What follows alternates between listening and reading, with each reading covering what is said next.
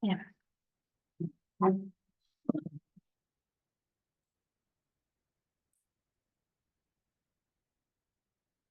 Acá tenemos la conferencia 23. Es una conferencia que es una de las conferencias que Freud escribe entre los años 1916 y 1917.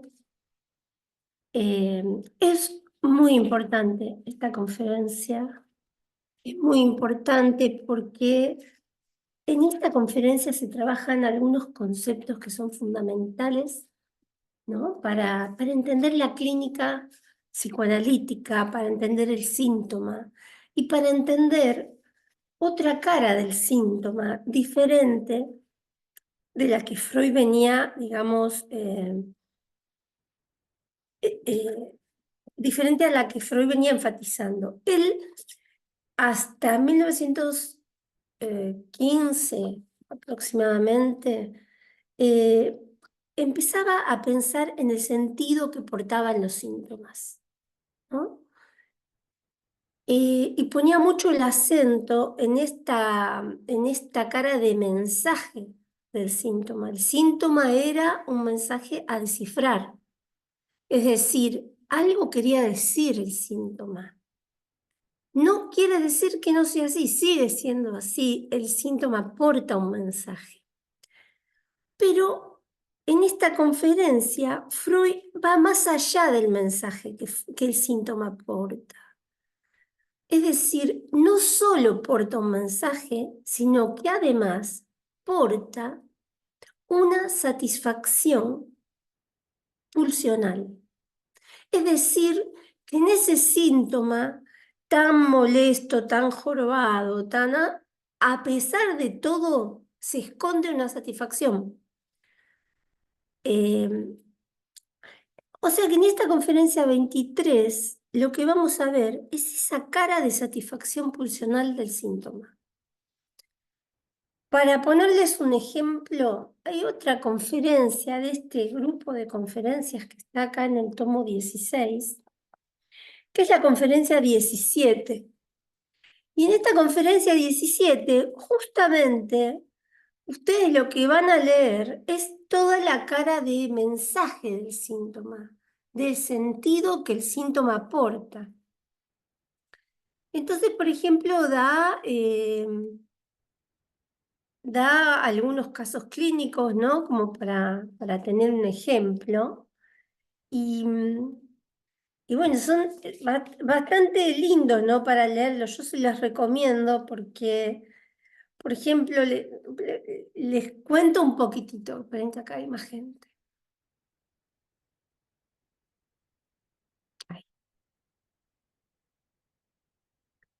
Les cuento un poco cómo va, digamos, esto de la conferencia 17, que se llama justamente el sentido de los síntomas. Entonces, en esta conferencia, Freud pone el acento en el sentido. Es decir, un síntoma tiene un sentido, es un mensaje a descifrar. Entonces, cuenta dos casos.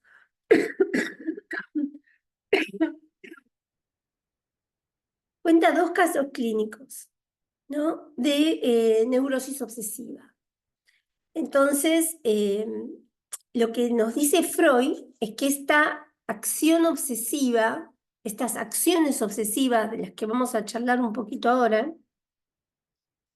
son ricas en sentido, ¿no? Y que remiten, dice Freud, a una escena significativa de la vida sexual, ¿sí? Y además, Freud lo que nos dice es que los síntomas, aparte del sentido, tienen un propósito, ¿sí?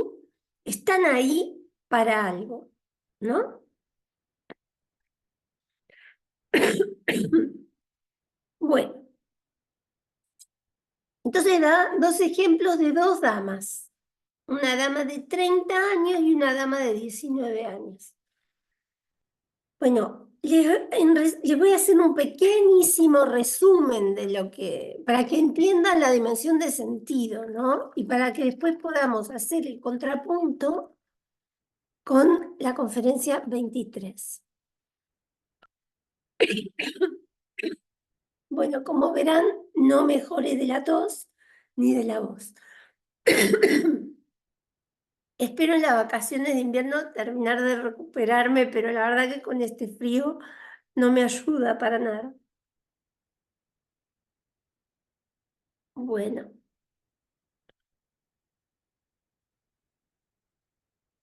voy a intentar ir un poco más despacito para que no me dé tanta tos. Bueno, empezamos con la dama de 30. Esta dama de 30 tiene un ceremonial de lo más raro, ¿no? Ella corre de una habitación a la otra, ¿vieron esas habitaciones contiguas, imagino?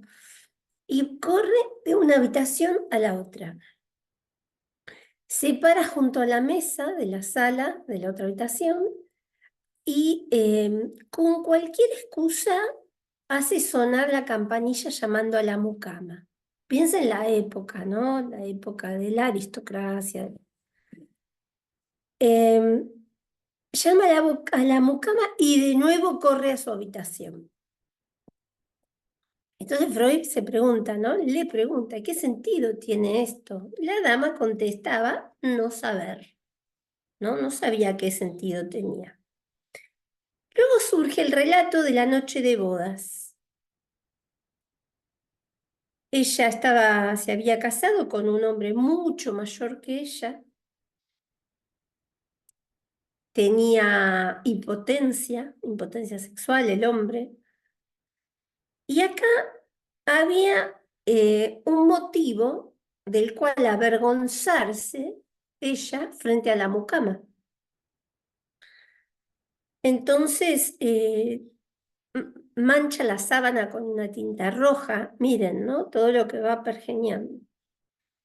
Ahora, esto de correr de una habitación a otra, llamar a la mucama con cualquier pretexto absurdo, que ella misma reconocía que era absurdo, ¿qué sentido tenía?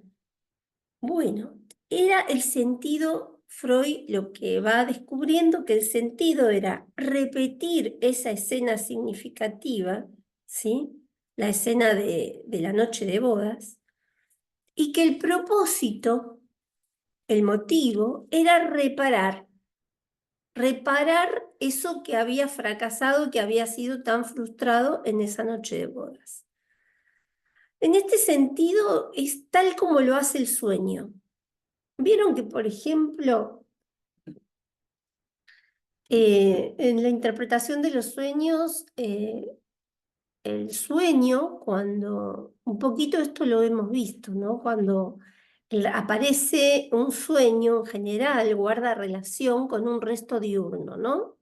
Ese resto diurno es algo que nos pasó el día anterior, pero que tiene una cara perturbadora. Entonces, esa cara perturbadora del resto diurno, en el sueño, con el otro elemento fundamental formador del sueño, que es el deseo inconsciente se articula a esa cara perturbadora, vamos a decir, se elabora algo de eso perturbador cuando se articula con el deseo y aparece como producto el sueño. Ese sería un poco el mecanismo psíquico de los sueños. Entonces acá también aparece todo este ritual procurando corregir algo de esa escena frustrada, ¿no? Esa escena sexual frustrada para ella que tenía todo un carácter vergonzoso. Y después tenemos la dama de los 19 años, que es tremendo, porque esta chica, para dormir, era todo un problemón, porque ella lo que hacía era, por un lado, necesitaba silencio absoluto, al punto de que tenía que parar todos los relojes de la casa. También imagínense la época, esos relojes enormes de pared. Bueno, ya no podía escuchar el más mínimo ruidito. Bueno, entonces, apaga los relojes, acomoda los floreros y los vasos para que por la noche no puedan caerse. Fíjense las justificaciones que da ella. Dejaba entreabierta la puerta que comunicaba el dormitorio de ella con el dormitorio de sus padres, ¿sí? Y ahora viene lo más divertido, ¿no? Porque ahora la almohada no podía tocar el respaldo. La almohadita debía apoyarse en la almohada formando un rombo. Su cabeza tenía que seguir la diagonal mayor del rombo, ¿no?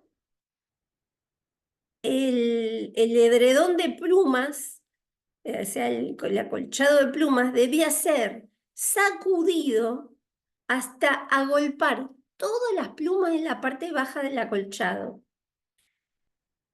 Este ceremonial le llevaba horas a la chica, horas antes de dormir, porque además después afloraba la duda.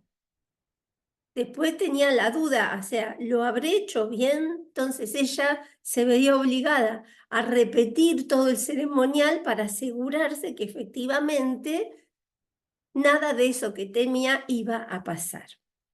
Bueno, imagínense entonces las horas que la piba perdía antes de dormir.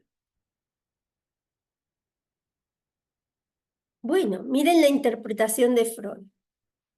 Bueno, Freud interpreta como símbolo, ¿no? El reloj, los floreros y vasos son símbolos de los genitales femeninos, dice Freud. Es de los pocos lugares donde pone un nombre a la simbología, ¿no? Eh, la almohada, la almohada es la mujer, el respaldo es el hombre. Y la consigna es que no se podían tocar. Por eso era que la almohada debía apoyarse de determinada manera, que la cabeza tenía que estar determinada. O sea, una serie de restricciones enormes, absurdas a nuestro sentido, a nuestros ojos, pero en ese absurdo se escondía un sentido. El sentido era que con este ceremonial ella buscaba impedir el comercio sexual de los padres. Se aseguraba la puerta entreabierta y con toda esa simbología intentaba que algo de esto no ocurriera. Bueno, esto para dar un ejemplo, léanla porque la conferencia 17 es muy linda, ¿no? Pero tiene mucho, pone el acento en este sentido de los síntomas, en esta cara de mensaje del síntoma. Ah, me olvidé de poner el PowerPoint. Esperen, ¿por qué? ¿Dónde lo tengo? Ah, voy a poner el PowerPoint.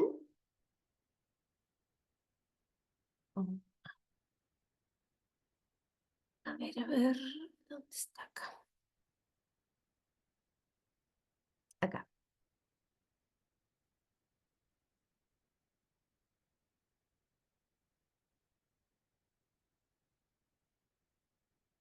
Ahora sí.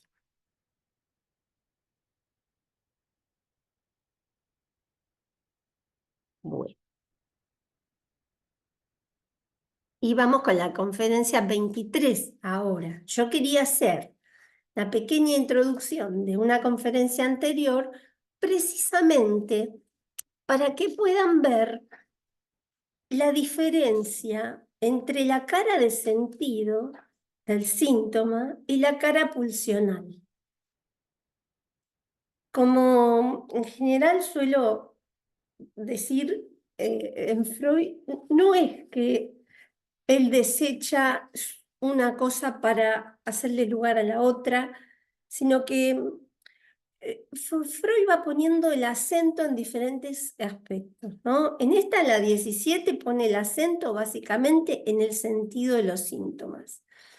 En la 23 nos va a enseñar cómo se forma el síntoma, cuáles son los caminos, cuál es el derrotero que va a seguir el mecanismo de la formación de síntomas.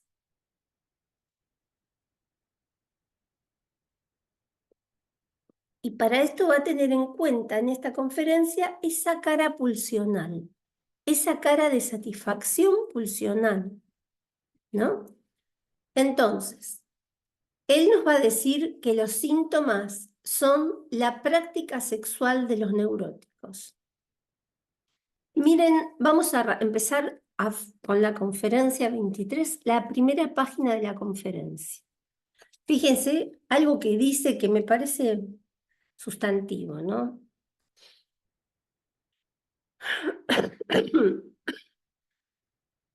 Por un lado,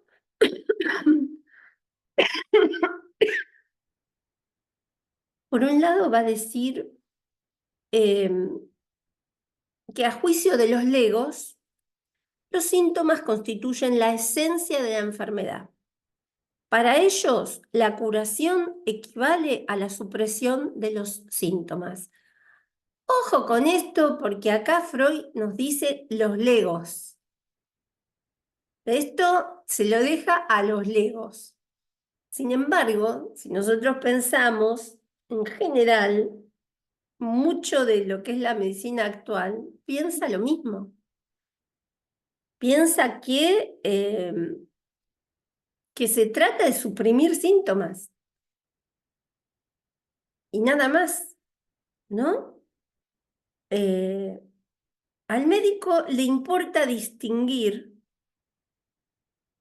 entre los síntomas y la enfermedad. Ojo acá, porque acá el médico se está refiriendo a él, al psicoanálisis. Al psicoanálisis no le interesa tanto la supresión del síntoma como tal, distinguir el síntoma de la enfermedad. Y sostiene que la eliminación de aquellos no es todavía la curación de esta. Es decir, eliminar el síntoma no significa estar curado.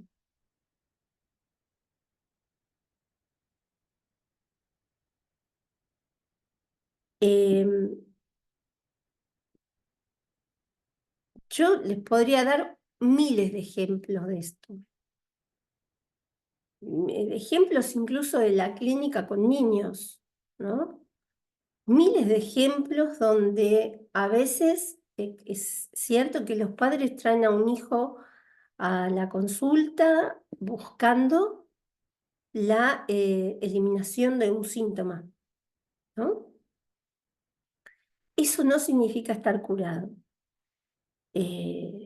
Entonces, uno toma esa demanda porque la tomamos como para empezar a trabajar, pero es muy importante aclarar esto, ¿no? Porque por más que se elimine, ¿sí?, ese síntoma puntual, Freud nos dice que resta la capacidad de formar nuevos síntomas. Me estoy acordando ahora de un caso de una chiquita que atendí hace muchos años que no, nada que ver con la problemática del autismo. Acá venía porque se hacía pis. La mamá la traía porque la nena se hacía pis. Y la nena era un modelo en todo, era una nena 10 en la escuela, 10 en todo, aparte era preciosa. La mamá estaba como orgullosísima y deslumbrada por la hija, pero tenía lo que para la mamá era un defecto. El único defecto que tenía, decía ella, era que se hacía pis. Y tenía una preocupación muy grande la mamá, que era que la niña pronto iba a ser señorita. Entonces, ¿qué iba a pasar cuando se hiciera pis menstruando, por ejemplo? Entonces, por eso él viene, la trae a salud mental. Claro, a mí me costaba mucho trabajar con la mamá porque era, o sea, que se corriera un poco de esta demanda exclusiva, porque ella lo único que quería era que levantáramos el síntoma puntual del PIS.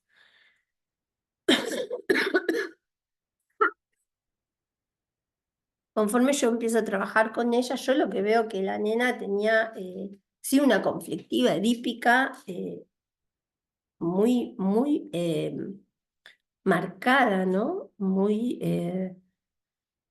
pregnante, al punto que le sacaba la alianza a la mamá y se la ponía a ella, ¿no? Al punto que quería dormir en la cama de ellos, de los padres, siendo ya casi adolescente.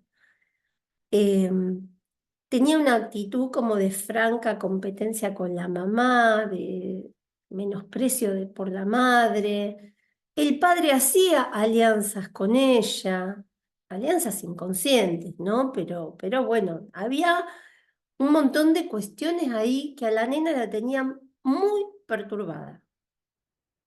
Entonces, el síntoma en este momento era que se hacía pis. Bueno, la mamá consigue. Yo para esto me doy cuenta por el tratamiento con la nena, me doy cuenta que había algo que era muy importante seguir trabajando con esta niña.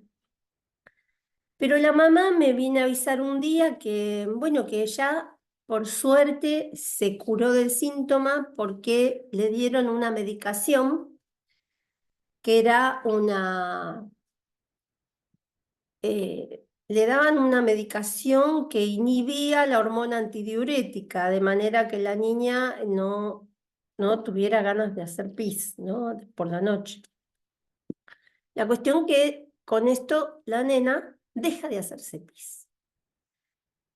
El problema es que yo le digo a la mamá, le advierto, le digo, mirá, eh, el problema que ella tiene no es que se hace pis. Acá hay un problema mayor. Bueno, y, y la mamá me entiende, estaba muy agradecida, todo, pero en realidad ya estaba solucionado el motivo por el cual la trajo. Bueno, finalmente no la trajo más, a pesar de mi advertencia, yo le pedí por favor que aunque sea la siga trayendo un tiempo más. Bueno, porque ni siquiera se pudo hacer un cierre con la nena, ¿no? Vino la mamá a avisarme que no la iba a traer más porque ya había tomado esta medicación y ya no se hacía pis. Bueno, la cuestión es que la nena eh, se enferma, tiene una enfermedad para la cual la tenían que medicar con antibióticos y esta chica que ya era señorita, ya tendría en este momento 15 años aproximadamente, decide no tomar los antibióticos y hacía toda una especie de pantomima de que los tomaba y no los tomaba. Bueno, cuestión que tuvo una complicación de salud bastante seria, bastante seria.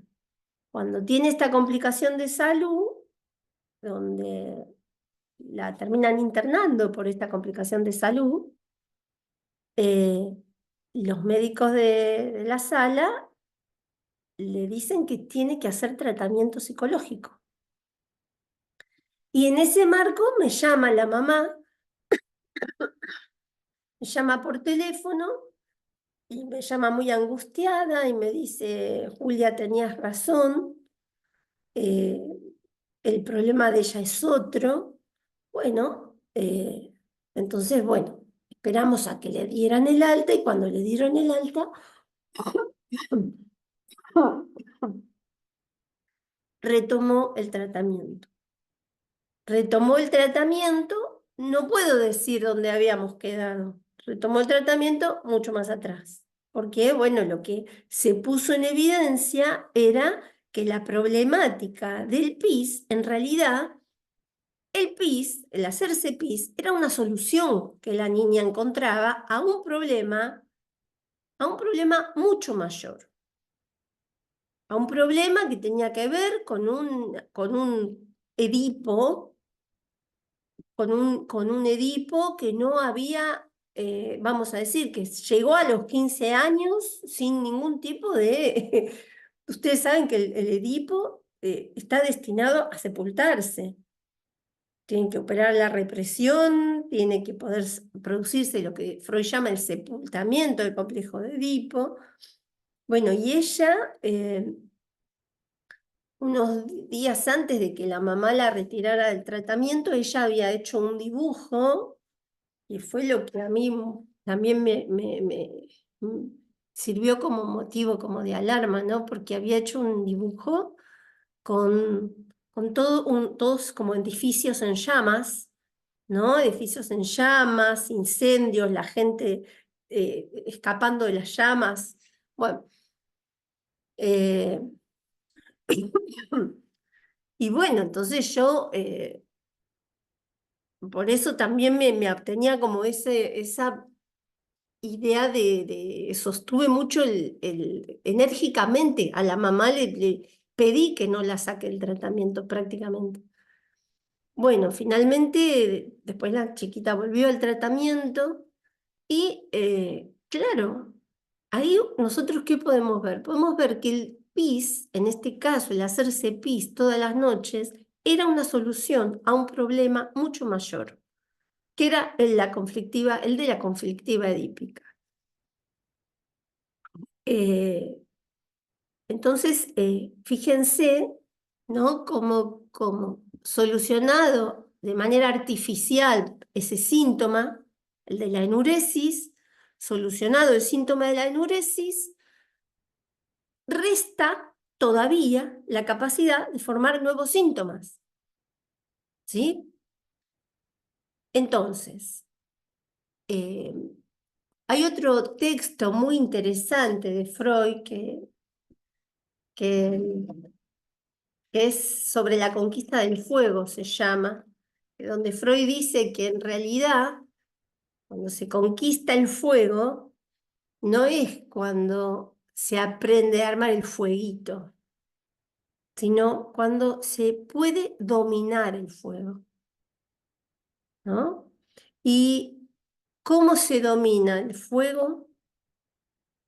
Se domina con la primera micción, con el pis. Se domina con el pis. Se apaga el fuego con el pis, ¿no? Entonces, uno podría entonces entender este síntoma como solución. El síntoma que encontró la chiquita esta fue la solución a ese fuego de un complejo de Edipo exacerbado, no reprimido, ¿no? Eh, Cuestión es que lo que pasa es que acá la mamá no lo entendía, no entendía que había otra cosa aparte de lo de hacerse pis. Bueno, cuestión es que se retoma después el tratamiento y bueno, y las cosas quedaron mucho mejor encaminadas.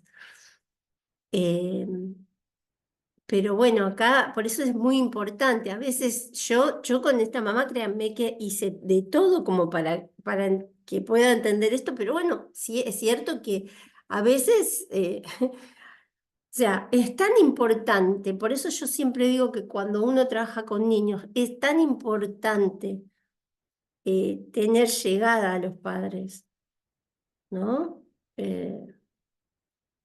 Pero es cierto que no siempre se consigue porque, bueno, acá la mamá tenía una fijeza muy especial en cuanto a pensar que solamente ese era el único defecto de su hija. Y lo decía así, solamente tiene un defecto, se hace pis, ¿no? Entonces, había una cosa como muy así rígida. Bueno, entonces volvemos con esto de los síntomas como la práctica sexual de los neuróticos. Miren lo que dice Freud en esta página 326. Dice, em,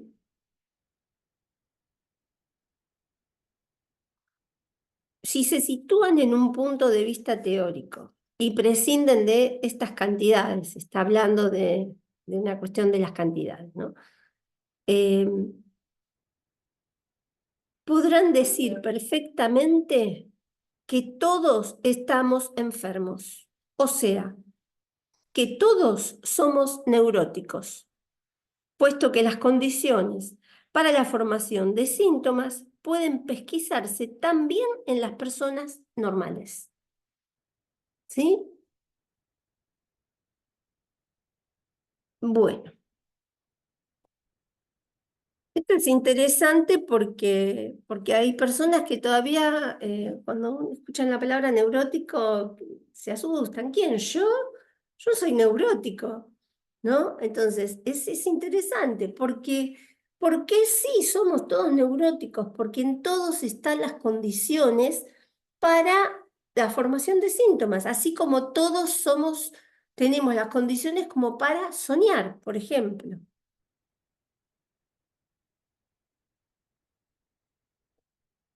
Bueno, entonces vamos a hacer este contrapunto entre conferencia 17 y conferencia 23.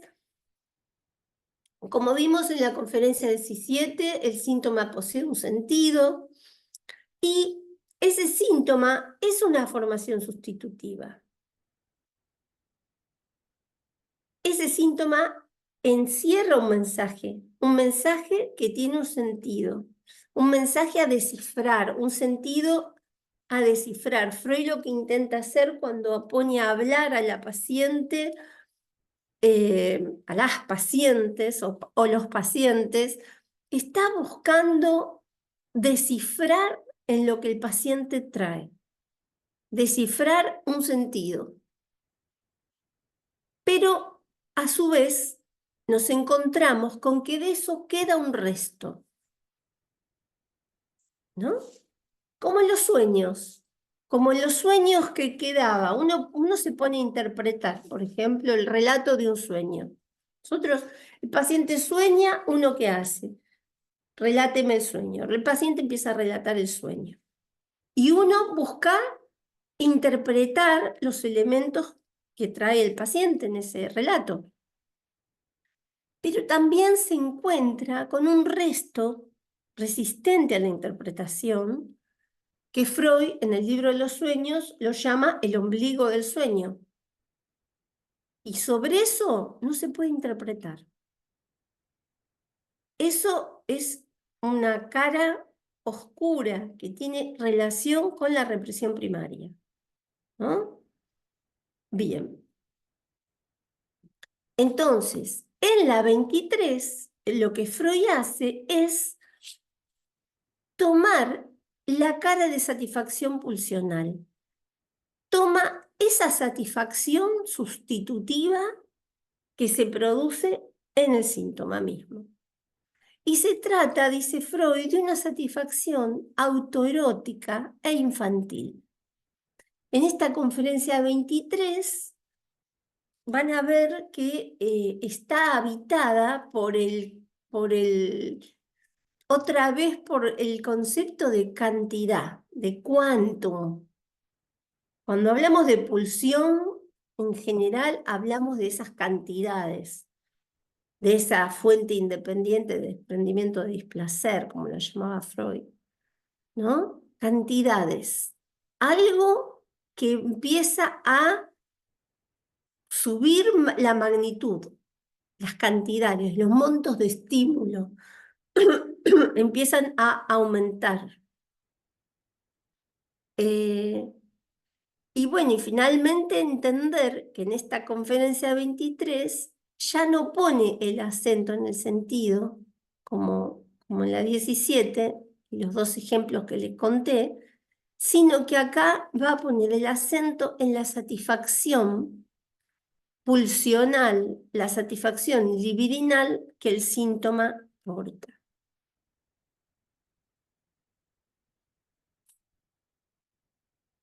Entonces vamos a ver las condiciones y los caminos de la formación de síntomas. Por un lado, cuando hablamos de condiciones, tenemos que entender que el síntoma es el resultado de un conflicto entre pulsiones sexuales y pulsiones yoicas. Es decir, las pulsiones yoicas, que son las de autoconservación, ¿sí? Son lo que tiene que ver más con el yo, se oponen a la realización de las pulsiones sexuales, ¿no? En este caso de la niña que les contaba, podríamos verlo claramente.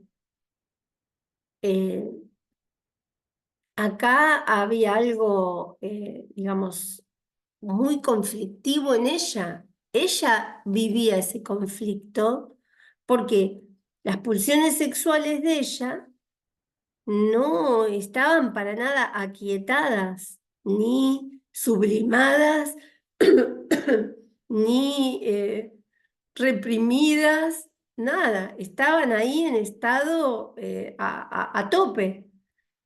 Entonces, esto era un versus, había ahí un versus entre estas pulsiones sexuales y el yo. Eh, por otra parte, otra de las condiciones del, del síntoma es la libido insatisfecha. Entonces, acá también tenemos un punto en el que tendríamos que poner líbido versus realidad efectiva. De alguna manera hay algo de la realidad que rechaza, ¿sí? Las mociones libidinosas del paciente, por ejemplo. Ahí hay una libido insatisfecha. Cuando se produce esta libido insatisfecha, eso ya es condición para la formación de síntomas. Entonces, está clarísimo acá que todos, como dice acá en la primera página, todos estamos enfermos, porque las condiciones para la formación de síntomas están en todas las personas.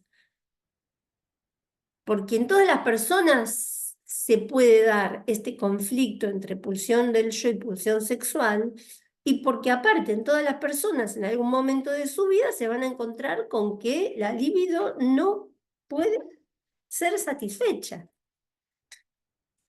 por la razón que sea. Con respecto al camino, que acá, acuérdense, el título de esta obra se llama Los caminos de la formación de síntomas. Y él acá, Freud, va estableciendo una secuencia. Él nos va a decir que, en primer lugar, se va a dar una frustración. Esa frustración puede ser interna o externa.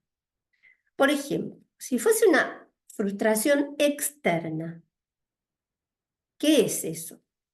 Es la pérdida de una posibilidad de satisfacción en el mundo exterior. Por ejemplo, una persona está enamoradísima de alguien y ese alguien le deja clarísimo que imposible, ¿no? Ahí se produce una frustración. Una frustración por un agente del mundo exterior. Ahora, la frustración también puede ser interna. ¿Cuándo es interna? Cuando el conflicto se da alrededor de una modalidad de satisfacción fijada en lo inconsciente. Es decir, acá, por ejemplo, pensemos el caso de esta niña. Había una intensa moción pulsional, sexual, ¿no? Libidinosa, pero ella, uno puede pensar que tenía una clara fijación, ¿no? Pero también es cierto que esto en ella ocasionaba un conflicto con ella misma, porque ella se sentía culpable por esto. Ella no es que lo vivía bárbaramente, feliz, lo vivía con desasosiego. Y lo que ella encuentra como solución a esto es este síntoma. Entonces, fíjense, ¿cuál es el caminito? La frustración obliga a, a que el aparato psíquico emprenda un camino regresivo. Y es interesante porque fíjense cómo va a decir Freud.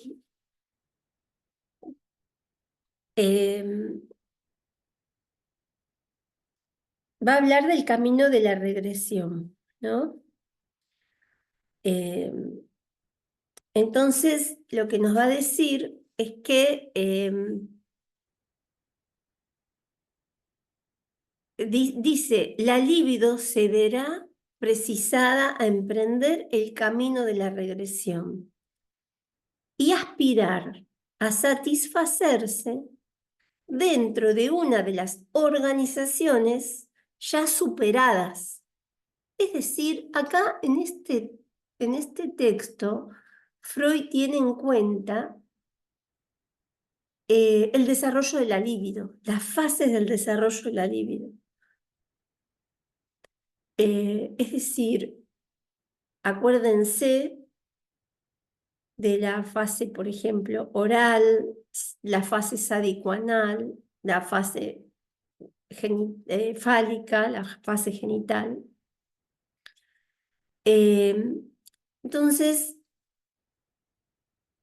en cada una vamos a decir, todo el desarrollo libidinal de un sujeto, quedan diferentes mojones, que Freud los va a llamar puntos de fijación. Entonces, cuando se produce la regresión, se produce hacia uno de esos puntos de fijación. No se produce una regresión a cualquier parte, se produce a un punto determinado que quedó de acuerdo al desarrollo libidinal de cada uno, de acuerdo a cómo cada uno fue transitando ese desarrollo libidinal. Entonces lo que dice es que cuando entra en ese camino de regresión, aspira entonces a satisfacerse, dice, dentro de una de las organizaciones ya superadas o por medio de uno de los objetos que resignó antes. O sea, objetos, acá se está refiriendo a Freud, a objetos de la pulsión, objetos de la libido. En el camino de la regresión, la libido es cautivada por la fijación que ella ha dejado tras sí en esos lugares de su desarrollo, ¿no? Bueno, y nos dice que también hay algo interesante, ¿no? Acá, cuando hay este conflicto entre la libido, vuelvo a ver si vuelvo a la anterior. No. Cuando hay este conflicto entre las pulsiones del yo y las pulsiones sexuales, ¿no? Lo que Freud nos dice es que en el conflicto, o sea, que el síntoma es el resultado de ese conflicto, y que entre pulsiones sexuales y pulsiones yoicas, en ese conflicto, las dos fuerzas, las fuerzas de las pulsiones sexuales versus las fuerzas de las pulsiones yoicas, quedan como enemistadas. Ahí hay como una puja entre unas y otras. Pero en el síntoma vuelven a coincidir ambas fuerzas. Entonces, por eso es que el síntoma es tan resistente. Por eso es tan difícil el levantamiento del síntoma, porque está sostenido desde desde estas dos postas, desde las pulsiones sexuales y desde las pulsiones yoicas. Entonces, el síntoma es el resultado de un conflicto y el síntoma es una formación de compromiso. El síntoma expresa un compromiso con ambos bandos. Es decir, en ese síntoma hay algo de la pulsión sexual que se asegura y hay algo de la pulsión yoica que se asegura.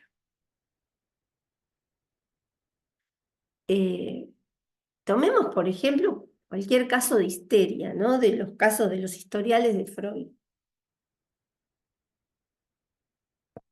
donde había una emoción sexual inconciliable para el yo.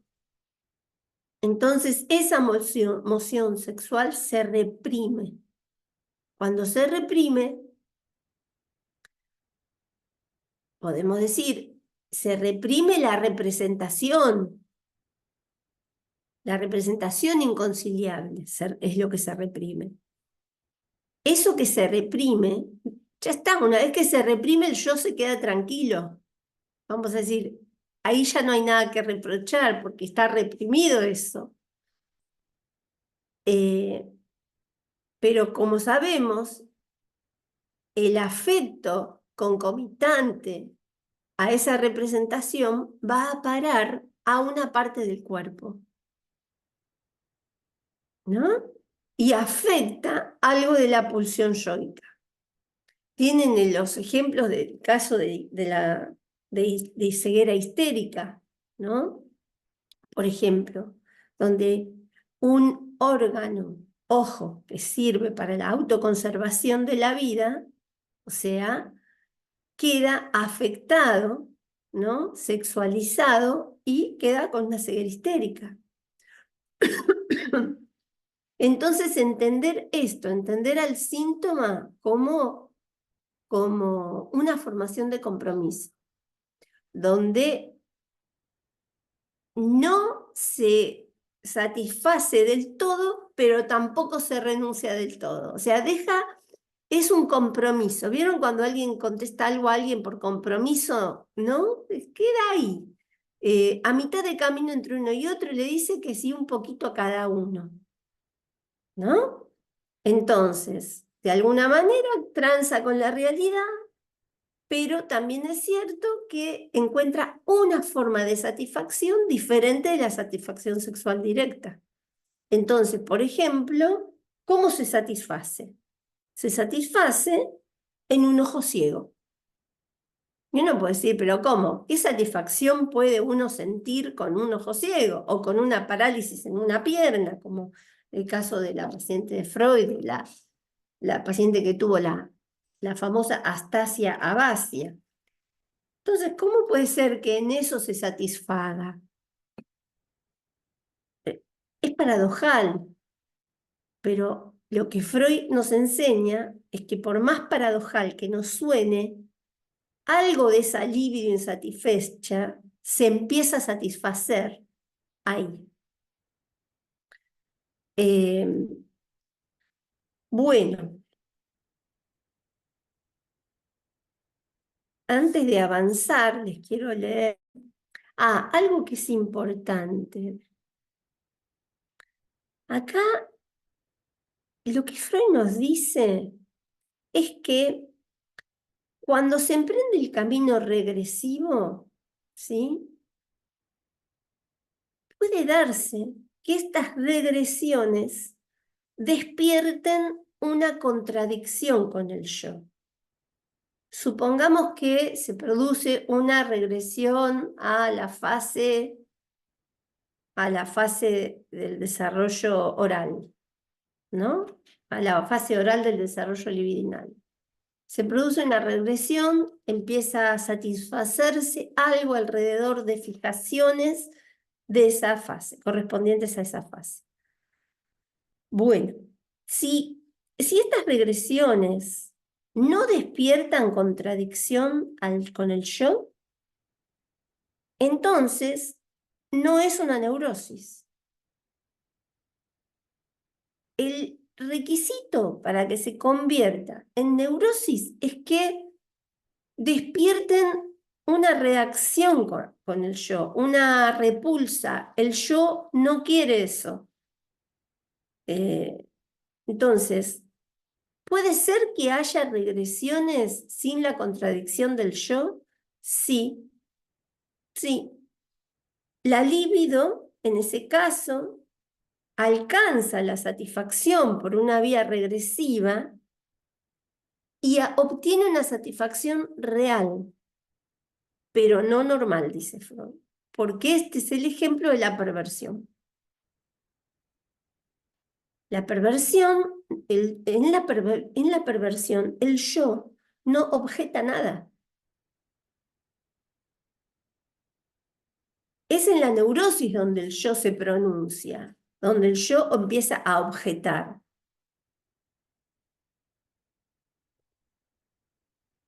Eh, en la neurosis, entonces, aparece una verdadera contradicción por parte del yo. El yo contradice la satisfacción de esa regresión, no presta conformidad a esa regresión. Entonces lo que pasa, Freud lo dice, pasa así. La libido, acuérdense que libido es energía de la pulsión sexual. ¿Sí? Habíamos hablado de pulsiones yoicas y pulsiones sexuales. Bueno, la libido es la energía de la pulsión sexual. Entendamos pulsión como lo que vimos en la clase pasada, la clase de pulsiones. ¿Qué es pulsión? Pulsión es un concepto límite entre lo anímico y lo somático, y es un representante psíquico de los estímulos que provienen del interior del cuerpo y alcanzan el alma, dice Freud. Es decir, la pulsión es un representante psíquico. Tiene una cara de representación. Hay un representante psíquico. ¿Y qué representa? ¿Y a quién representa? Representa los estímulos que provienen del interior del cuerpo. A esos representan.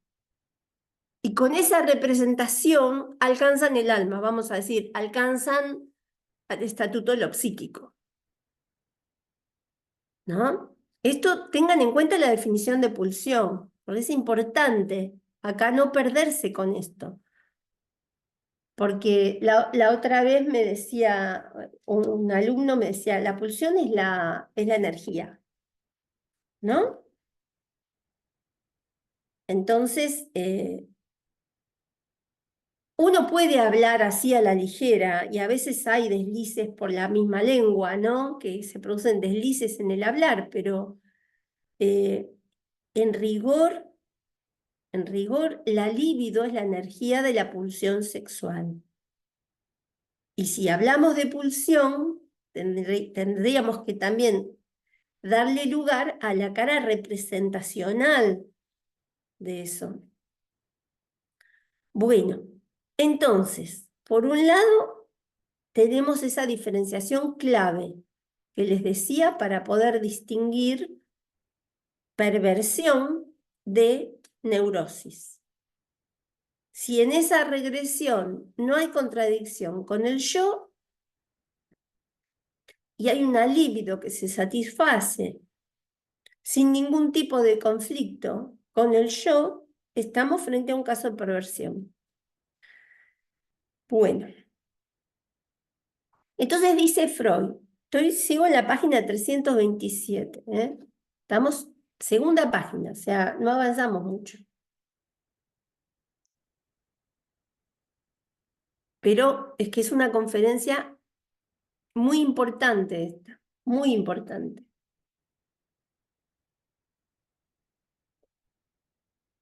Dice así, la libido es como atajada y tiene que intentar escapar a algún lado, a donde halle un drenaje para su investidura energética, según lo exige el principio de placer. Tiene que sustraerse del yo,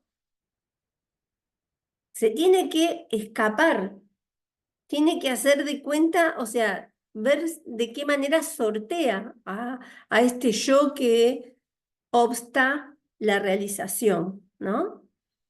Entonces, tiene que sustraerse del yo. Le permite tal escapatoria, le permiten tal escapatoria las fijaciones dejadas en la vía de su desarrollo, que ahora ella recorre en sentido regresivo, y de las cuales el yo en su momento se había protegido por medio de represiones.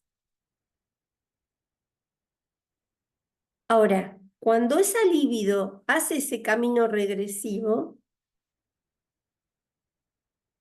e inviste esas posiciones reprimidas del pasado, entonces se sustrae del yo y de sus leyes. Y ahora empieza a funcionar con las leyes de lo inconsciente.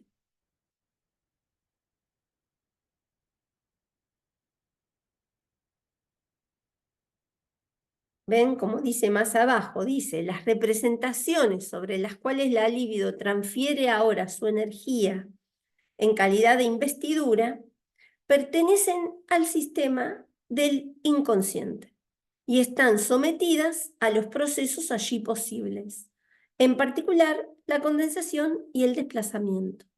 Es decir, acuérdense que condensación y desplazamiento eran los modos del proceso primario.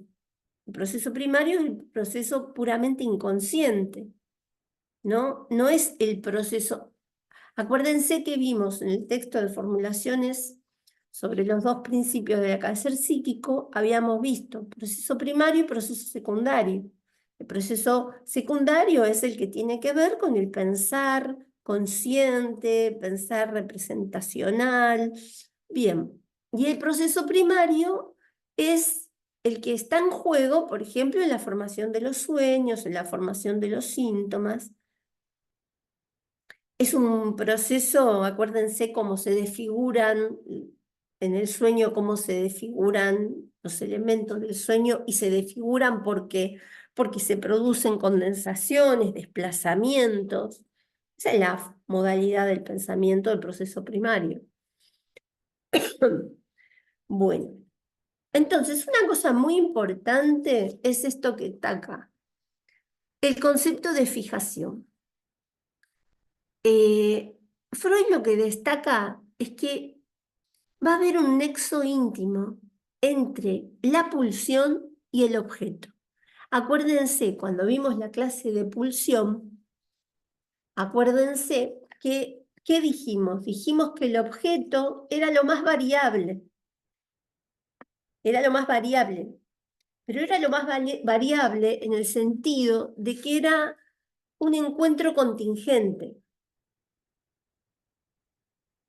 Es decir, una vez que se fija la pulsión a ese objeto, que puede ser cualquiera, porque acá es variable en ese sentido, a que ese encuentro es contingente.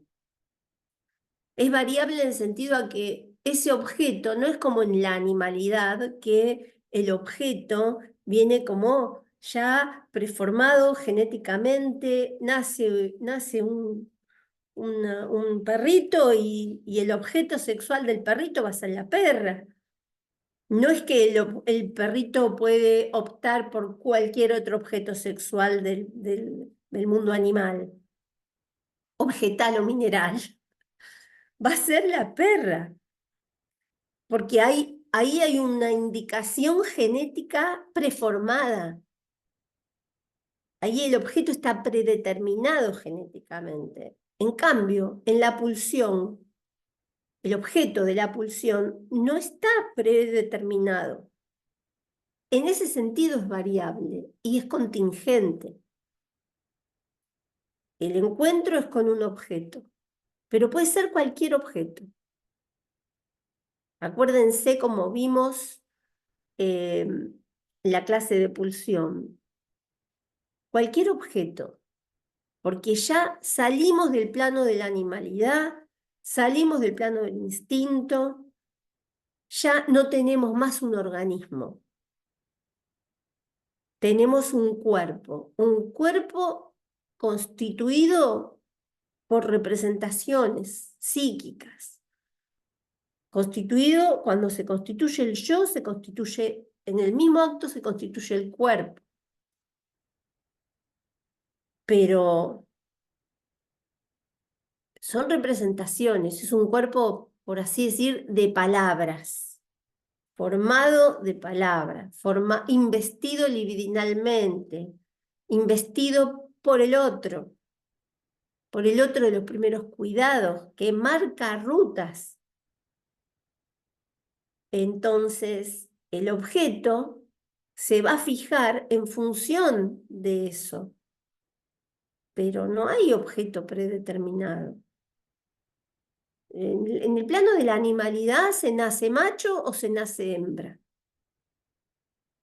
Los seres hablantes, puede ser que nacemos con pene o con vagina, pero eso no dice nada, porque la asunción de la sexualidad, la asunción de la identidad sexual se produce en virtud de otros encuentros, en virtud de ese lazo íntimo entre la pulsión y el objeto, que se da de manera primero que nada contingente, y en virtud de las identificaciones. Entonces la ruta genética la perdimos para siempre. No es una orientación como sí lo es en el plano de la animalidad. Entonces, este nexo entre la pulsión y el objeto, piénsenlo como una soldadura. La pulsión se suelda a ese objeto,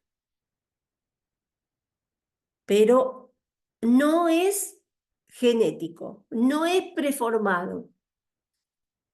Y por otro lado, Freud va a hablar de que aparte hay un nexo entre fijación y regresión. A mí se me ocurrió representarlo con un imán porque cuando la libido no le queda otra para sustraerse del yo que hacer este camino regresivo para buscando satisfacerse, no va a cualquier lado, va a los puntos de fijación. Hagamos de cuenta que nuestras fijaciones son como un imán.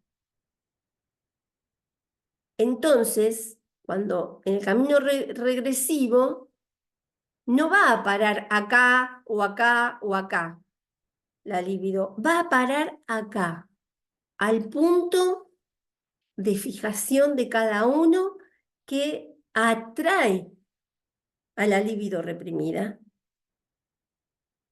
a ese punto específico.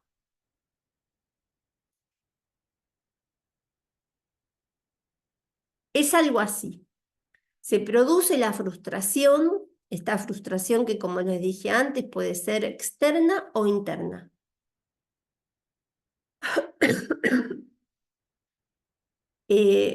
Cuando se produce la frustración, hay algo que dice Freud que es muy interesante, porque, fíjense, se produce frustración, supongamos que es una frustración externa, ¿no? Que una persona está enamorada de otra, pero esa otra no le hace, le hace saber que no, que es imposible, que no le gusta, que nada, que no la quiere, que, bueno, frustración. Eso no impide que esa persona, en su fantasía, siga pensando en esa otra persona y fantasee y tenga sueños diurnos donde se imagina, se hace la película, por así decir, con esa otra persona. Entonces dice Freud que eso se llama hasta ahí no hay neurosis. Y eso se llama introversión de la libido. La libido se produce ahí una introversión. La libido, una introversión de la libido a la fantasía, donde están los sueños diurnos, donde ahí está permitido, vamos a decir, soñar con esa persona. Y dice Freud, dice, el introvertido no es todavía un neurótico. El punto es que acá sí hay una cuestión de magnitud de estímulo, que si acá la magnitud es muy intensa y empuja la realización, por fuerza se va a tener que dar una operación psíquica de defensa. Y esa operación es la represión. Y una vez que se produce la represión, ahí sí ya pasamos al plano de la neurosis.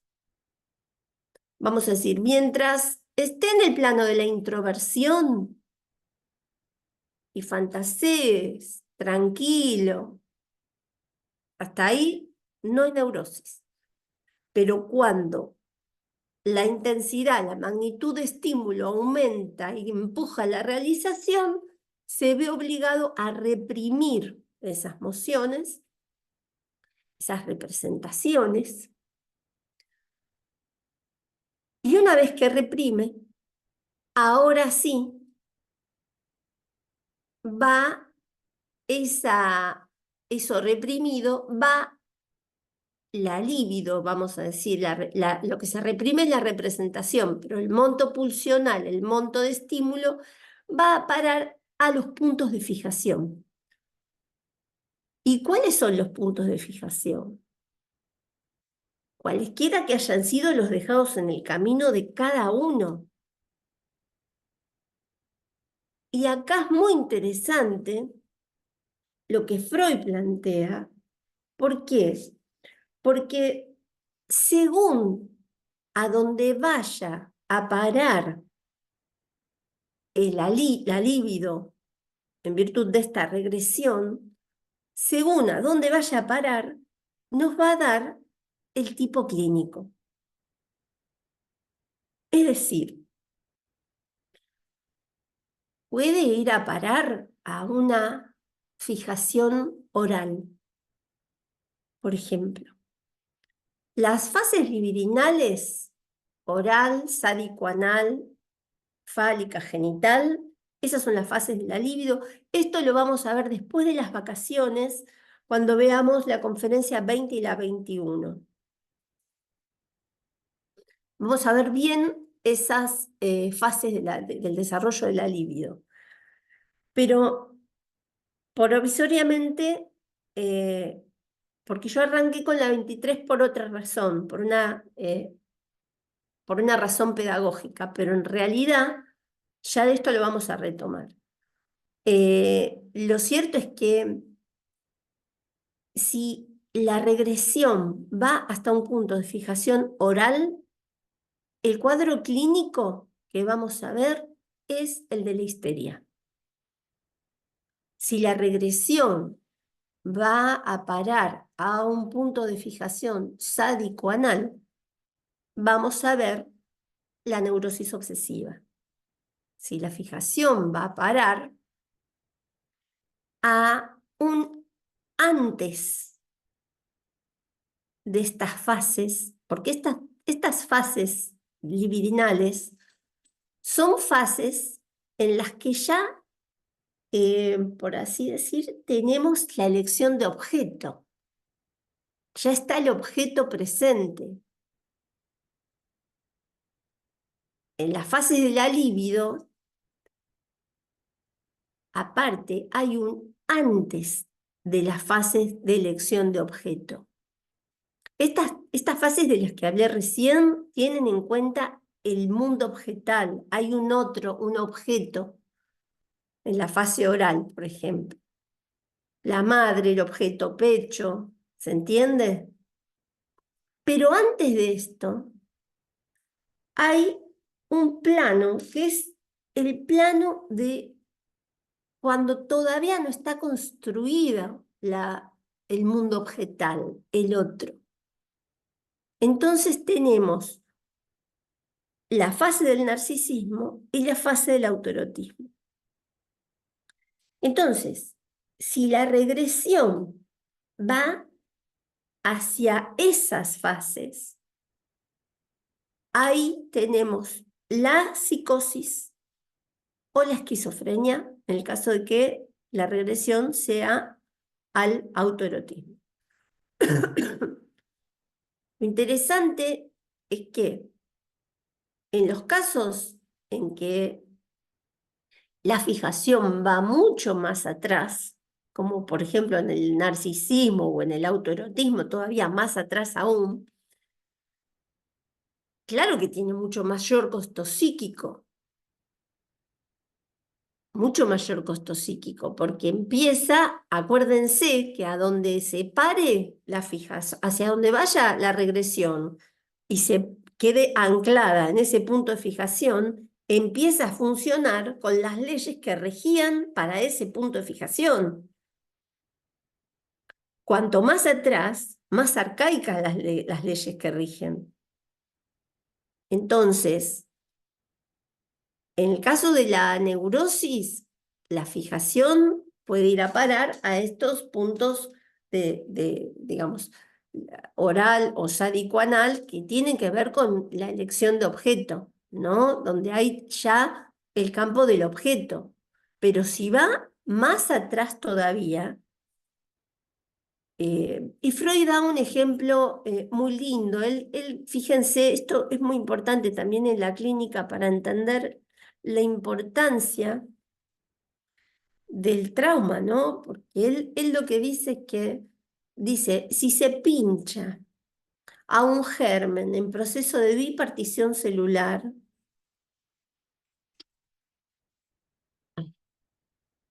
si se pincha a un germen en proceso de bipartición celular, en ese proceso tan primario de constitución de ese organismo, el daño sobrevenido a ese organismo va a ser enorme.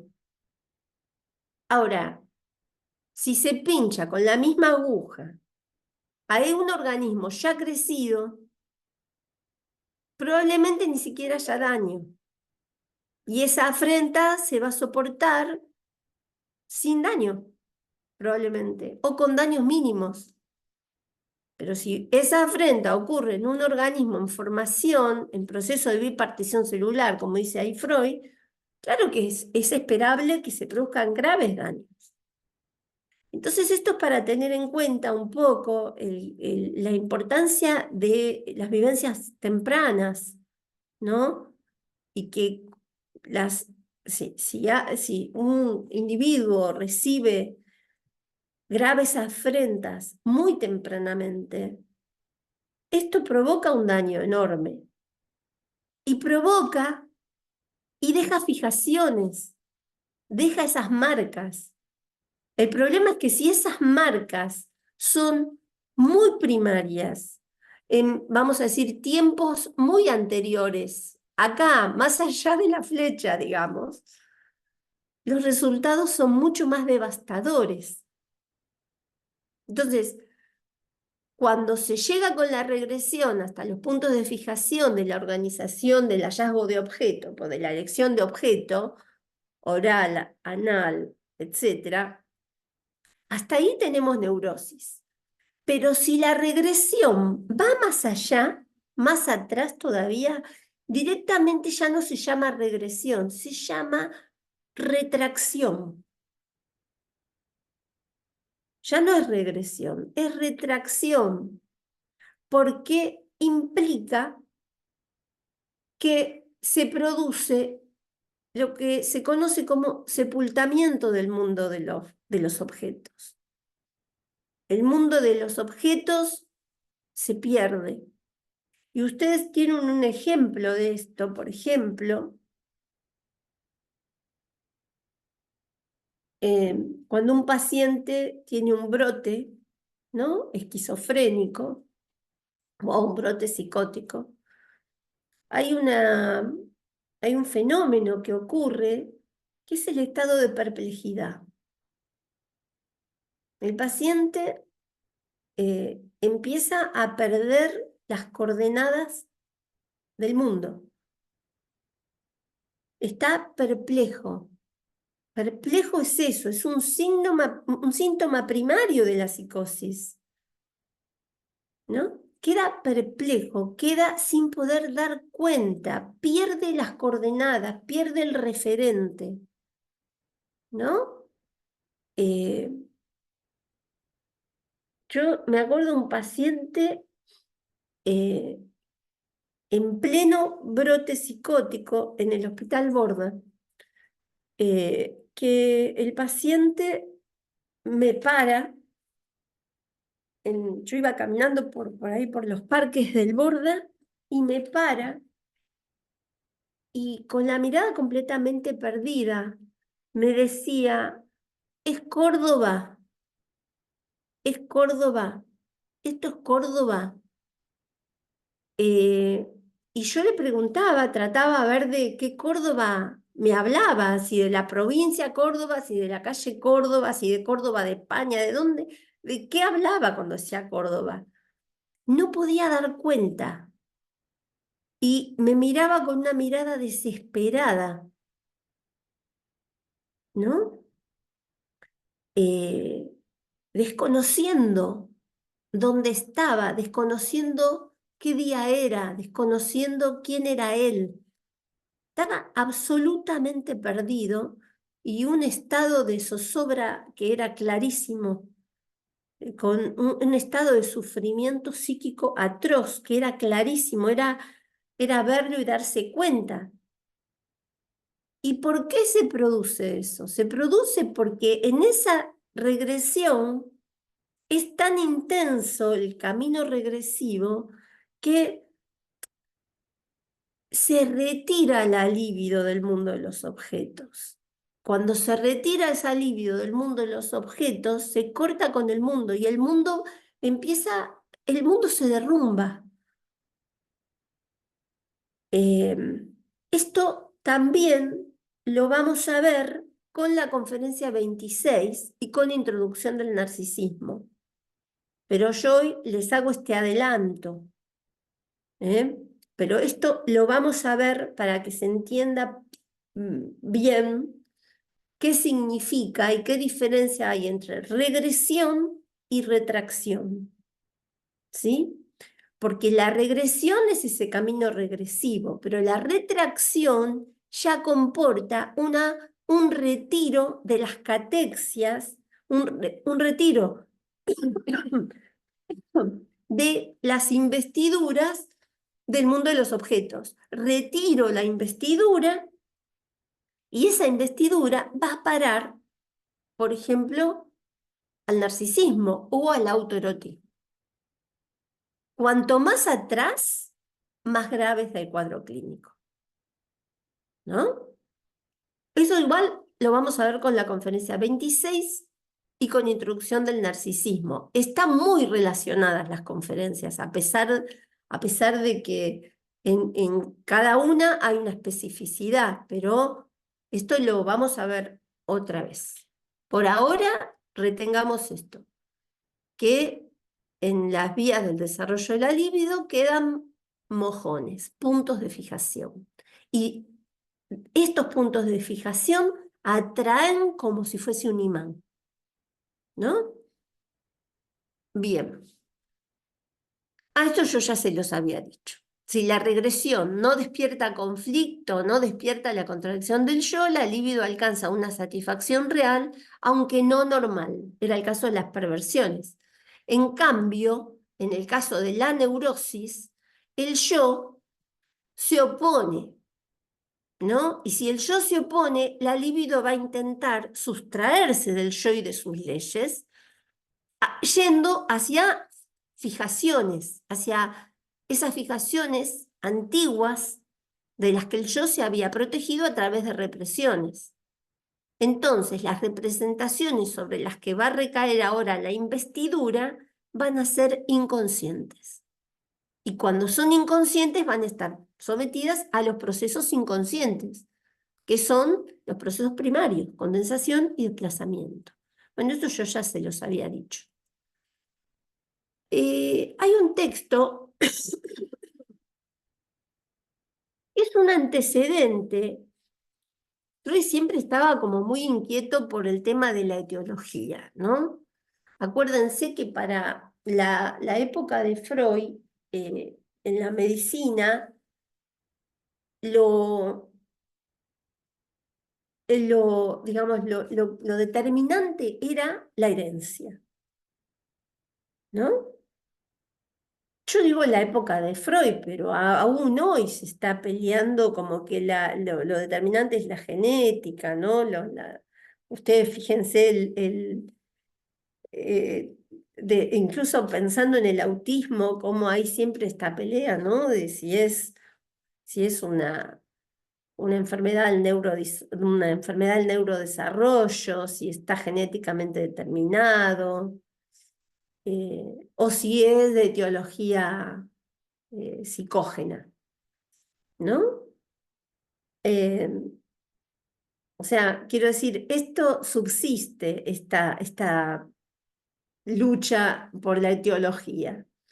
Freud, en este texto del 1896, fíjense que uno de los primeros textos de Freud, que se llama La herencia y la etiología de la neurosis, Freud nos enseña a no confundir lo hereditario con la etiología.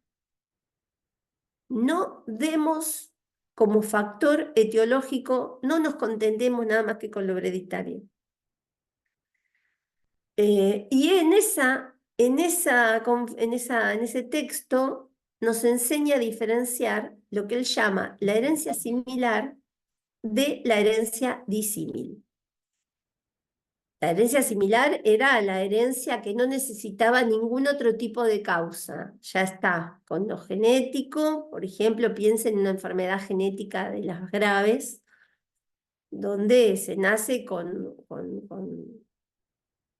qué sé yo, con una enfermedad genética que no necesita ningún otro factor causal para desarrollar la enfermedad, ¿no? Eh, pero la herencia disímil también es herencia, pero necesita de otros tipos de causa, de la influencia de otros tipos de causas. Y a estas causas Freud las va a llamar causas específicas. Esto en este texto antiguo, ¿eh? Lo interesante es que acá dice que no es la herencia la que rige la elección de la neuropatía, ¿eh? Encuentra que hay otros factores que los va a llamar causas específicas y que tienen que ver con lo vivenciado, ya no con lo genético puro, sino con esas primeras vivencias. 1895, acuérdense que un año antes, 1896 acá, acuérdense que un año antes, 1895, Freud había escrito el proyecto, Freud había hablado de la vivencia de satisfacción, de la importancia del otro de los primeros cuidados, de la acción específica en manos del otro de los primeros cuidados, ¿eh? Y la importancia. En 1895, en el proyecto, está este texto famosísimo de la proton pseudohistérica, del caso Emma, de esta chiquita que sufre ese atentado por parte del pastelero, que le pellizca los genitales, que eso provoca en la niña, deja marcas que a posteriori se van a hacer traumas. No en ese momento, sino años después. O sea, ya en 1895 Freud plantea esto, la importancia de las vivencias infantiles. ¿Eh?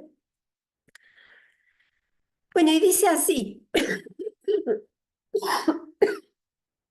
dice, se han investigado poquísimo esas causas específicas y determinantes de las neuropatías, pues la atención de los médicos permaneció subrogada por la grandiosa perspectiva de la condición etiológica hereditaria. No obstante, ellas merecen que se las haga objeto de un estudio asiduo, aunque su potencia patógena solo sea en general accesoria respecto de la herencia. Posee un gran interés práctico el conocimiento de esta etiología, que dará acceso a nuestro trabajo terapéutico, mientras que la predisposición hereditaria fijada de antemano para el enfermo desde su nacimiento opone un obstáculo inabordable a nuestros esfuerzos. Bueno, esto dice en este texto. Y ahora sí, vamos a la conferencia 23. En la conferencia 23 nos va a dar este cuadrito. Este cuadrito lo tienen en la página 330. ¿Qué tienen? Tienen, por un lado, acá está lo hereditario. Lo hereditario para Freud cuenta, ¿eh? No es que Freud dice, son nada más que las vivencias. Para Freud lo hereditario cuenta. Tiene importancia, mucha importancia. Es más, tanta que llama a estas series complementarias con la idea de lo que es el complemento en matemáticas. En matemáticas, a mayor componente de uno, voy a necesitar menor componente del otro. Supongamos que si yo acá tengo 90, acá tengo 10, ya está la totalidad, 100.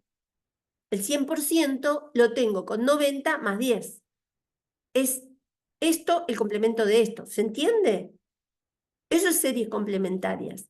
Se complementan. A mayor componente de uno, voy a necesitar menor componente de otro y viceversa.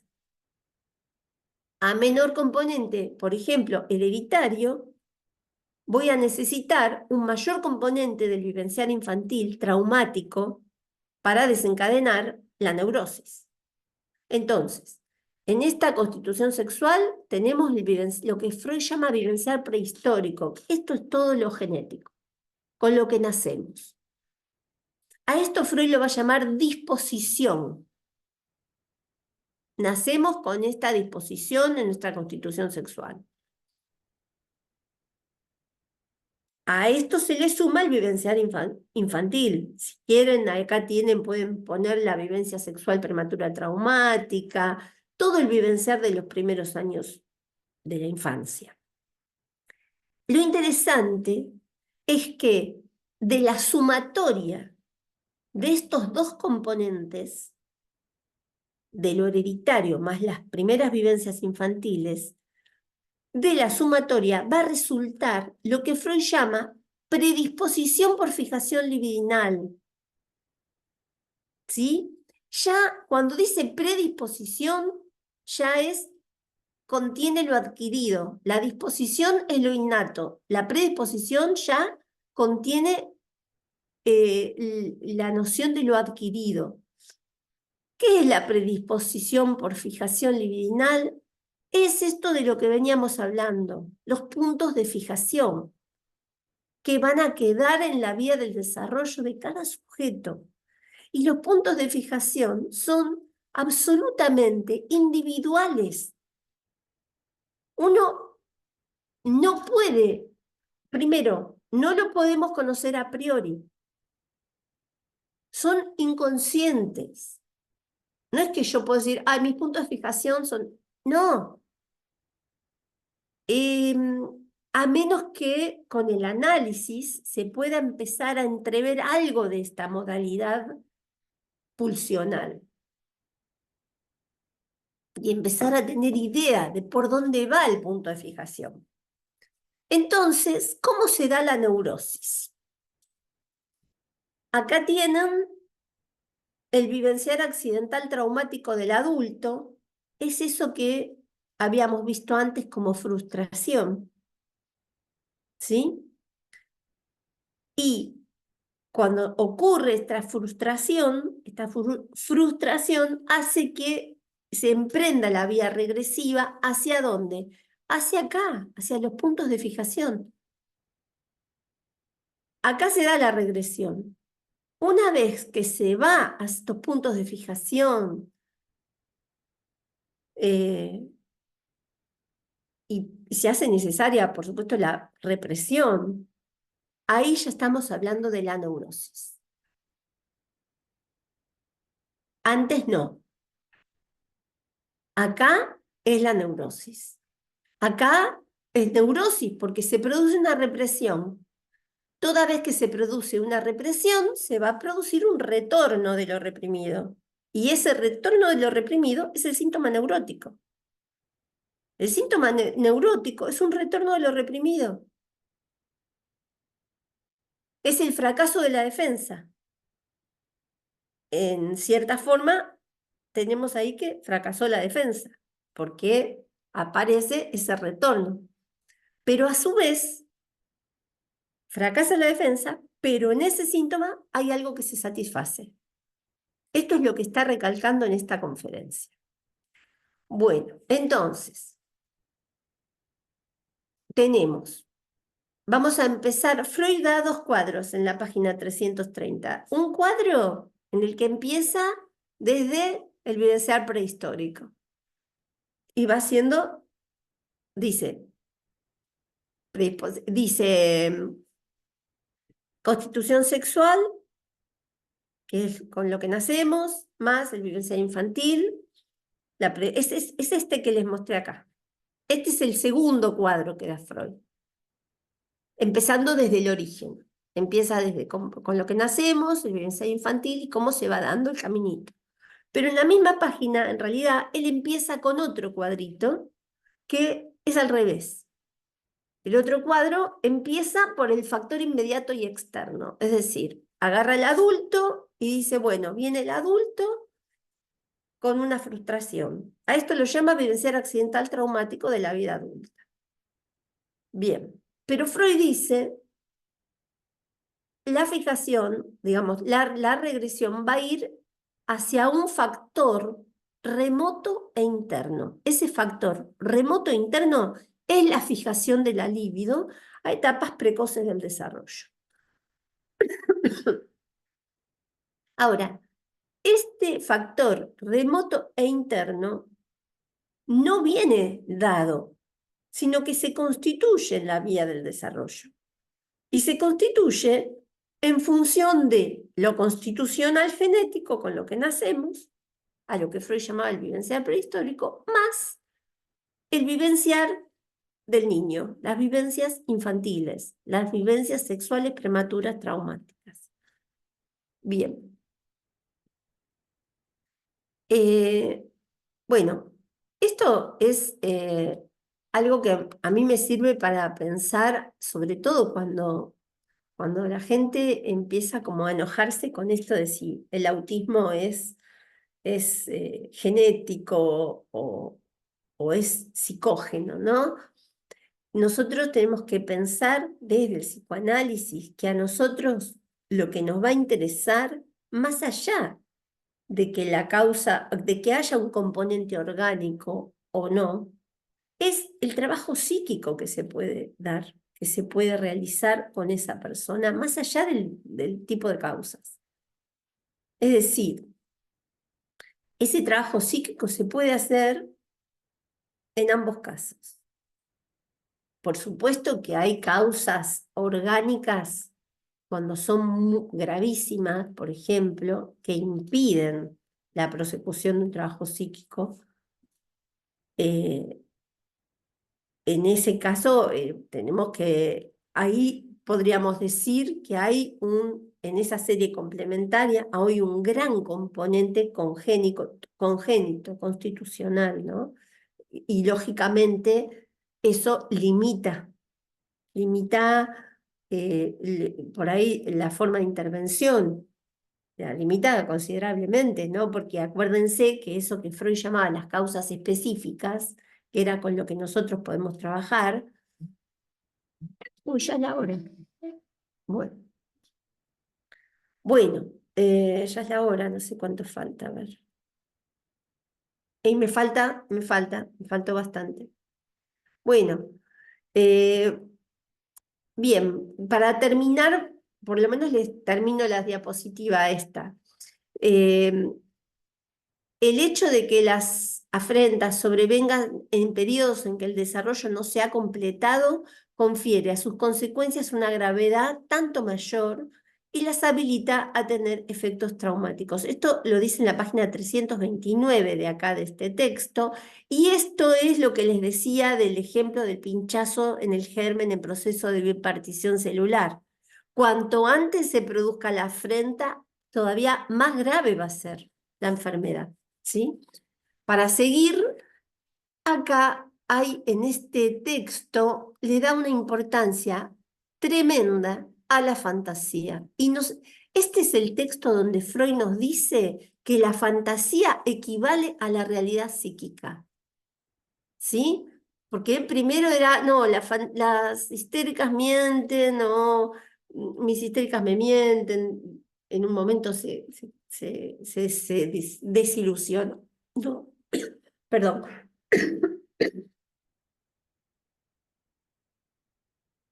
Freud se desilusionó porque aparecían todas fantasías de seducción y Freud decía, no puede ser, todas fueron abusadas, todos los pacientes fueron abusados. Bueno, entonces acá empieza a darle a la fantasía el estatuto de la realidad psíquica y a diferenciar realidad psíquica de realidad material. Y lo que dice es que en el mundo de la neurosis, la realidad psíquica es la determinante, no la realidad material. Entonces uno no va a ir nunca a buscar en el neurótico la veracidad de lo que el paciente trae. No va, a ver, mostrame las pruebas, quiero contrastar, quiero cotejar, quiero... Eso no es psicoanálisis. De la misma manera que, qué sé yo, que la paciente tenga una paciente neurótica obsesiva, que dice Freud, que si ella leía en los diarios que habían matado a alguien, ella decía, tenía miedo de ser ella la que había matado. Ella sabía que ella no había matado a nadie, por eso lo absurdo. Pero entonces Freud empieza a creer en esto, a creer en esa culpa. Más allá de que en la realidad material no hubiera matado a nadie, pero en su fantasía mató. Entonces Freud empieza a darle un estatuto fundamental a la fantasía, porque es la determinante de las neurosis. ¿Y saben por qué? Porque en estas fantasías son el camino directo a las fijaciones. Entre fantasía y fijación hay una vía regia. Es decir, y él dice, de la fantasía, dice que es como los parques naturales, es una reserva donde está permitido que crezca todo, hasta la maleza. ¿Vieron un parque natural que está preservado, que nadie puede llevarse ni una ramita, ni una hojita? Nada. Y donde no hay intervención de la mano del hombre. O sea, crece los yuyos y hay que dejarlos así. Entonces la fantasía, Freud la compara con este parque natural, donde se conservan objetos y metas abandonadas de la vida infantil. Abandonadas, superadas. Pero están superados porque uno es adulto y ya está todo. Pero ojo, en la fantasía no están superadas. Y en la fantasía están directamente articuladas a aquellas fijaciones que cada quien ha dejado en la vía del desarrollo. Y en este texto también Freud nos va a hablar de las fantasías primordiales. Vean la cantidad de elementos enormes que hay en este texto, ¿eh? Esas fantasías primordiales que son fundadas en la vida pulsional y son las fantasías de seducción, la fantasía de amenaza de castración y la fantasía de escena primaria. La escena primaria es la escena de comercio sexual entre los padres. Esas son protofantasías, es decir, fantasías universales, ¿no? Eh, bueno, vamos a ver estas fantasías con más detenimiento más adelante con las próximas conferencias, pero ya podríamos, sí, acá quedan fijadas en esta, digo, entre comillas, fijadas en esta conferencia, ¿no? Como fantasías primordiales, ¿sí? Bueno, acá dejo de compartir.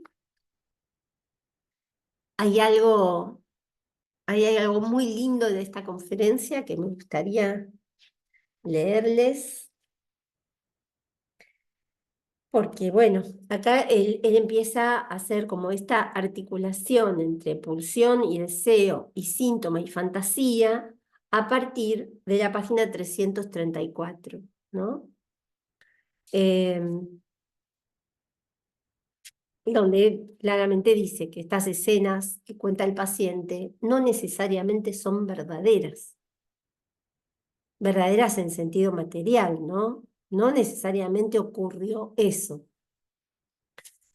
Bien. Eh, y, y después hay algo que me parece muy lindo. Acá en la página 338 empieza a hablar de la importancia de la fantasía, ¿no? Esto de que le digo de las reservas, los parques naturales, los restos diurnos, perdón, los sueños diurnos, ¿no? Ese fantasear consciente, ¿no? Cuando se produce lo que les dije al principio, la introversión de la libido. Fíjense, lo de introversión de la libido, introversión es un término que Freud toma de Jung, ¿no? Lo dice acá en la página 341. Es donde nos dice, en realidad, el introvertido no es todavía un neurótico. Después hay algo que me gustaría también para terminar hoy con esta conferencia.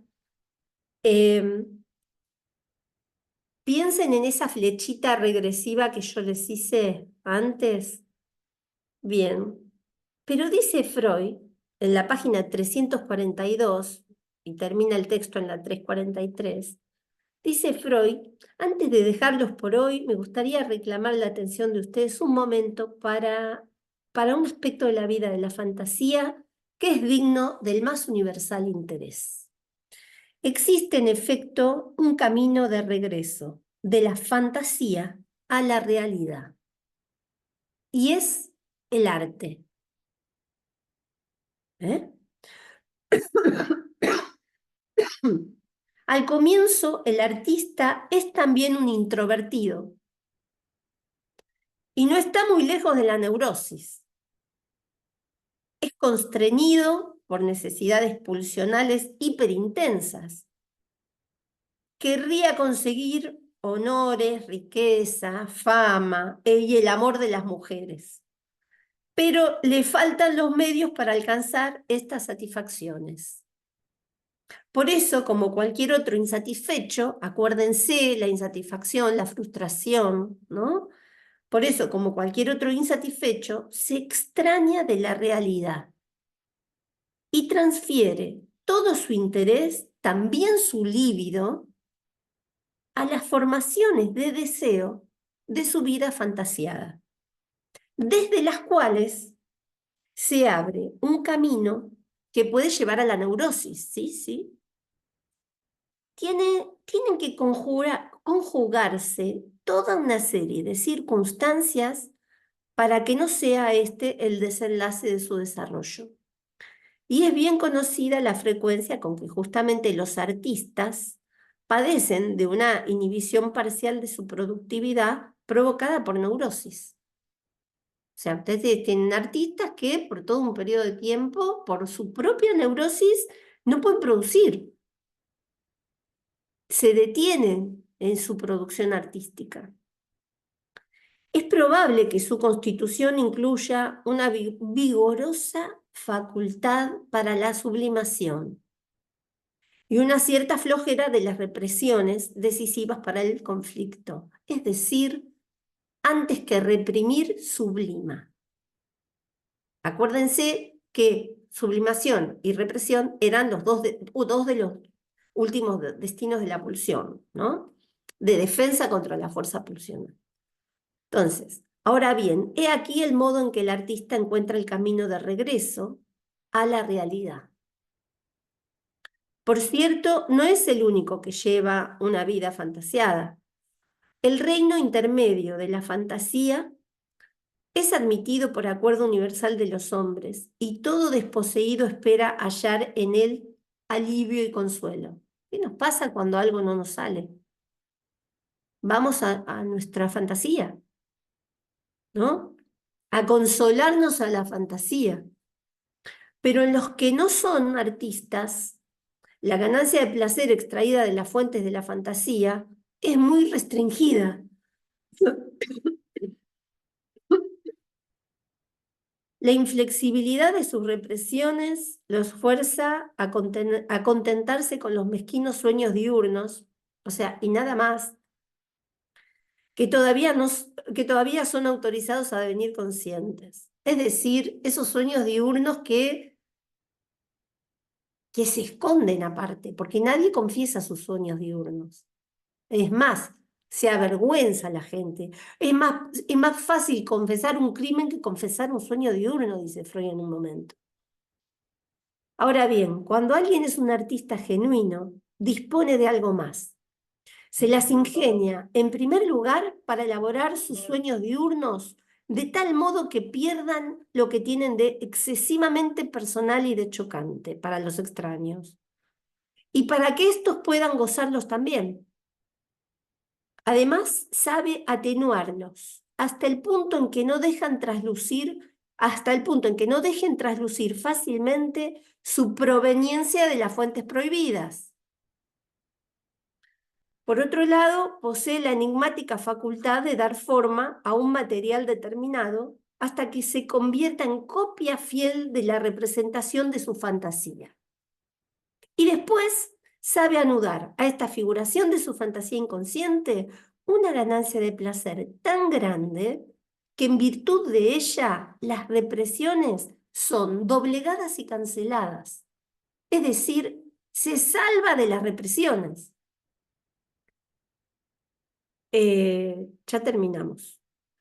Al menos temporariamente, ¿no? Dice Freud. Y si puede obtener todo eso, posibilita que los otros extraigan a su vez consuelo y alivio de las fuentes de placer de su propio inconsciente, que se les había hecho inaccesible. Así obtiene su agradecimiento y su admiración, y entonces alcanza por su fantasía lo que antes lograba solo en ella: honor, poder y el amor de las mujeres, ¿no?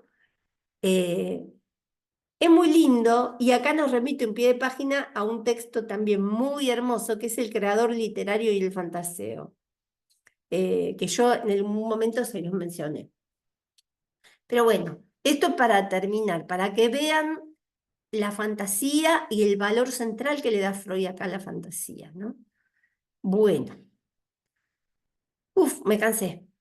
Son las 12 y bueno, y dejamos y no sé, no hay mucho el tiempo para las preguntas, pero espero que se haya entendido y bueno, igual si hay dudas, lo charlamos después de las vacaciones. ¿Eh? Sí, muchas gracias, María Julia. Me pareció muy, muy claro. Ay, bueno, qué bueno, gracias, gracias. Sí, a mí Eh, también. Muchas gracias. bueno, no, por favor, un placer. Bueno, y nos vemos para la próxima. Nos vemos. Que 9 de descansen. Nos agosto. vemos. Que Disfruten Bueno, sus descansen. Chao. chao, vacaciones. Chao. chao. Chao, Chao, chao. chao.